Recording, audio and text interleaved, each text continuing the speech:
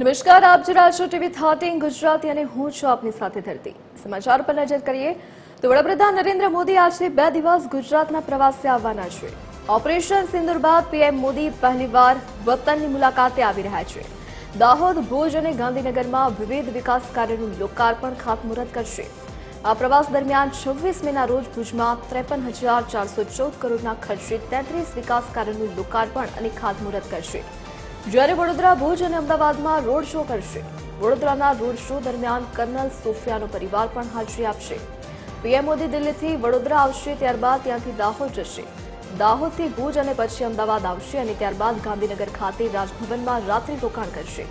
દિવસ દરમિયાન તેઓ 4 શહેરમાં 3 રોડ શો અને 2 જાહેર સભા યોજશે. સવારના 10 થી 7 વાગ્યા સુધી સતત વ્યસ્ત રહેશે.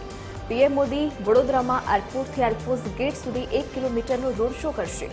દાહોદમાં પ્રથમ ઇલેક્ટ્રિક લોકોમોટિવ દેશને સમર્પિત કરશે. ભુજમાં 10,000 મહિલા કેસરી સાડી અને માથે સિંદૂર લગાવી પીએમનું સ્વાગત કરશે. તો સાંજે અમદાવાદ એરપોર્ટથી ઇન્દિરા બ્રિજ સુધી રોડ શો પણ યોજાશે.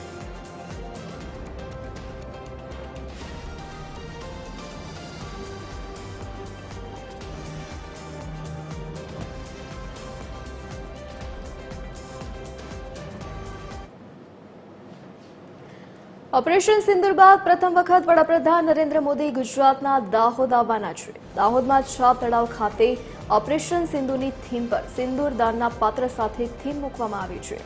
સમગ્ર દાહોદને પણ રોશનીથી સજાવવામાં આવ્યું છે. પીએમ મોદી વિકાસ કાર્યોનું લોકાર્પણ અને ખાતમુહૂર્ત કરશે.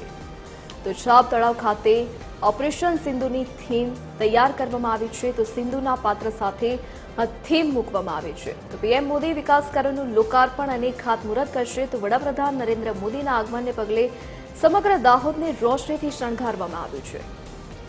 તો વિવિધ વિકાસ કાર્યોના પીએમ લોકાર્પણ અને ખાતમુહૂર્ત કરવાના છે, જેમાં ટ્રાયબલ વિસ્તારોમાં બનેલા મ્યુઝિયમનું પણ પીએમના હસ્તે લોકાર્પણ કરવામાં આવશે.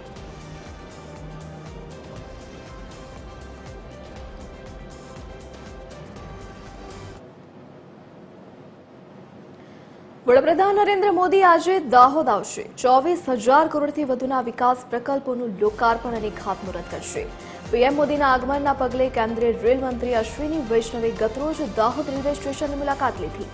સાંસદ જસવંતસિંહ ભાભોર સહિતના નેતાઓ પણ રેલવે સ્ટેશન પહોંચ્યા. 21,000 કરોડથી વધુના ખર્ચે તૈયાર રેલવે પ્રોડક્શન યુનિટ તૈયાર કરાયું છે. પીએમ મોદી રેલવે પ્રોડક્શન યુનિટનું ઉદઘાટન કરશે. મેક ઇન ઇન્ડિયાના અભિગમ સાથે પ્રોડક્શન યુનિટ તૈયાર કરવામાં આવ્યું છે. આ યુનિટ 10,000થી વધુ લોકોને રોજગારી આપશે.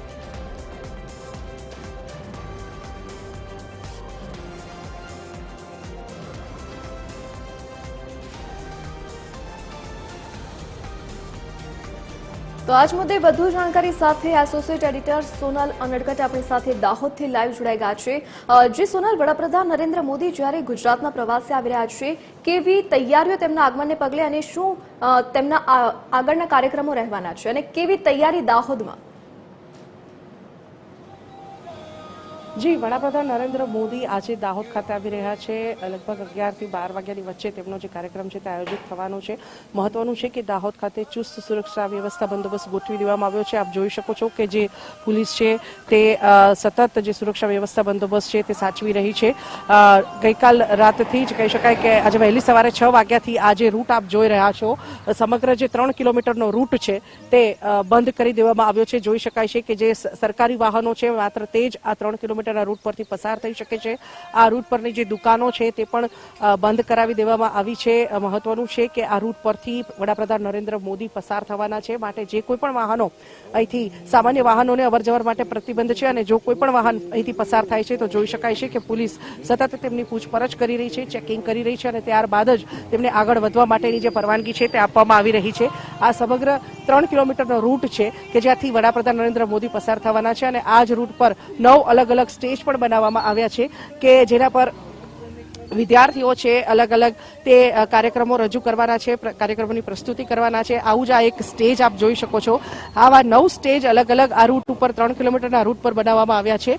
આ રૂટ એ છે કે જ્યાં હેલીપેડથી શરૂ કરી અને સભા સ્થળ સુધી પહોંચતો આ રૂટ છે અને આ જ રૂટ પરથી વડાપ્રધાન નરેન્દ્ર મોદી પસાર થવાના છે કે જ્યાં ઓપરેશન સિંદૂરનું જે આ કાર્યક્રમ છે તે પ્રસારિત થઈ રહ્યો છે. આપ જોઈ શકો છો કે ઓપરેશન સિંદૂરનું જે બેનર છે તે અહીં લગાવવામાં આવ્યું છે. ઓપરેશન સિંદૂર બાદ પ્રથમ વખત જ વડાપ્રધાન નરેન્દ્ર મોદી ગુજરાત આવી રહ્યા છે ત્યારે તેમના સ્વાગત માટેની આ તૈયારીઓ છે. આ તૈયારીઓના ભાગરૂપે જ આ તમામ જે સ્ટેજ છે તેના પર વિદ્યાર્થીઓ દ્વારા અલગ અલગ સાંસ્કૃતિક કાર્યક્રમોની પ્રસ્તુતિ કરી અને વડાપ્રધાનનું અભિવાદન કરવામાં આવશે. જોઈ શકાય છે કે આ વિદ્યાર્થીઓ હાલ જે કાર્યક્રમ છે તે પ્રસારિત કરી રહ્યા છે. વડાપ્રધાન નરેન્દ્ર મોદી જ્યારે આ રૂટ પરથી પસાર થશે ત્યારે વધુ એક વખત તેમનું આ કાર્યક્રમ રજૂ કરી અને સ્વાગત કરવામાં આવશે, તેમનું અભિવાદન કરવામાં આવશે. જો કે આ રોડ આ જે 3 કિલોમીટરનો રૂટ છે તેના પરથી વડાપ્રધાન નરેન્દ્ર મોદીનો સમગ્ર કાફલો પસાર થવાનો છે અને એ દરમિયાન જે વડાપ્રધાન છે તે કારમાંથી જ સૌ જે વિદ્યાર્થીઓ છે સૌ જે અહીં કાર્યક્રમો પ્રસ્તુત કરી રહ્યા છે